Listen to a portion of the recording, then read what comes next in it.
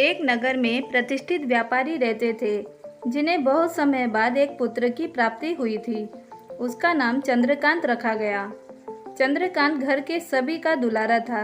अति कठिनाई एवं लंबे समय इंतजार के बाद संतान का सुख मिलने पर घर के प्रत्येक व्यक्ति के मन में व्यापारी के पुत्र चंद्रकांत के प्रति विशेष लाड़ प्यार था, जिसने चंद्रकांत को बहुत बिगाड़ दिया था।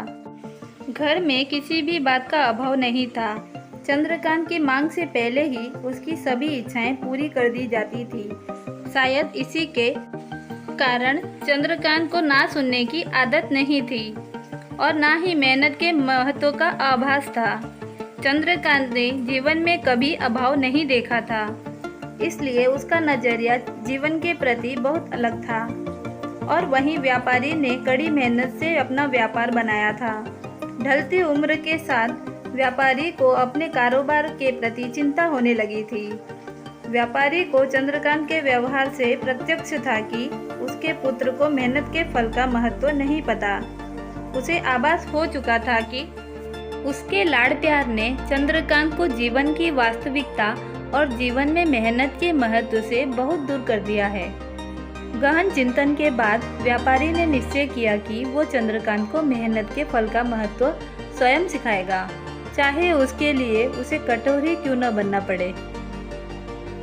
व्यापारी ने चंद्रकांत को अपने पास बुलाया और बहुत ही तीखे स्वर में उससे बात की। उसने कहा कि तुम्हारा मेरे परिवार में कोई अस्तित्व नहीं है। तुमने मेरे कारोबार में कोई योगदान नहीं दिया और इसलिए मैं चाहता हूँ कि तुम अपनी मेहनत से धन कमाओ, तभी तुम्हें तुम्हारे धन के मुताबिक 2 वक्त का खाना दिया जाएगा। यह सुनकर चंद्रकांत को ज़्यादा कोई फर्क नहीं पड़ा। उसने उसे क्षण भर का गुस्सा समझ लिया, लेकिन व्यापारी ने भी ठान रखी थी। उसने घर के सभी सदस्यों को आदेश दिया कि कोई चंद्रकांत की मदद नहीं करेगा और ना ही उसे बिना धन के भोजन दिया जाएगा। चंद्रकांत से सभी बहुत प्यार करते थे, जिसका उसने बहुत फायदा उठाया। वो रोज किसी न किसी के पास जाकर धन मांग लाता और अपने पिता को दे देता और व्यापारी उसे उन पैसों को कुएं में फेंकने का बोलता, जिसे चंद्रकांत बिना किसी अड़चन के फेंक आता और उसे रोज भोजन मिल जाता। ऐसा कई दिनों तक चलता रहा, लेकिन अब घर के लोगों को रोज रोज धन देना भारी पड़ने लगा।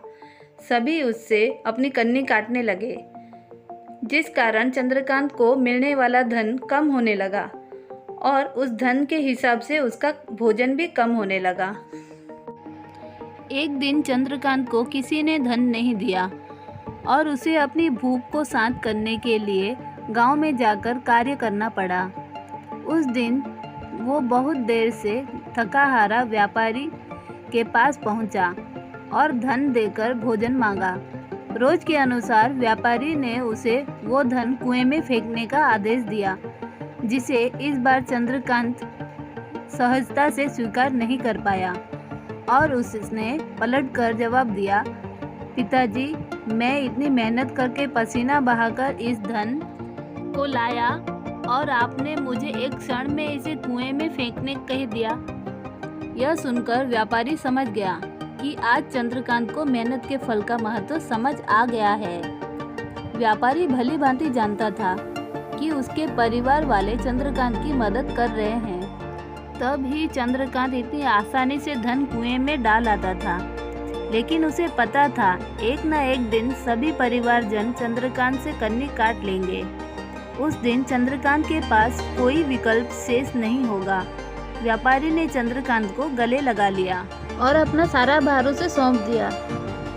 आज के समय में उच्च वर्ग के परिवारों की संतानों को मेहनत के फल का महत्व नहीं पता होता और ऐसे में यह दायित्व उनके माता पिता का होता है कि वो अपने बच्चों को जीवन की वास्तविकता से अवगत कराए। लक्ष्मी उसी के घर में आती है जहां उसका सम्मान होता है। मेहनत ही एक ऐसा हथियार है जो मनुष्य को किसी भी परिस्थिति से बाहर ला सकता है। व्यापारी के पास इतना धन तो था कि चंद्रकांत और उसकी आने वाली पीढ़ी बिना किसी मेहनत के जीवन आसानी से निकाल सकते थे। लेकिन अगर आज व्यापारी अपने पुत्र को मेहनत का महत्व नहीं बताता, तो एक न एक दिन व्यापारी की आने वाली पीढ़ी व्यापारी को कोसती।